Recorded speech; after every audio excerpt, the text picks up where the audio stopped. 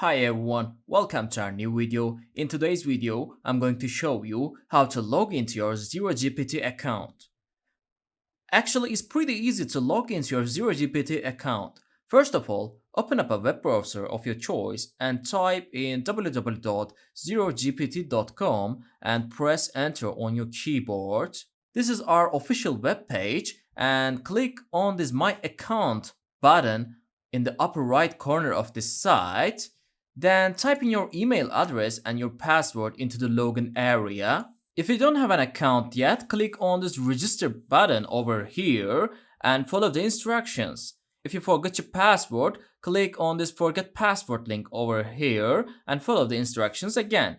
After filling all of your details, click on this login button from here and that's it. That is how it can be easily done. I hope this video was helpful to you. If it was, go ahead and give us a thumbs up. I'll soon be back with more videos like this. Thank you for watching.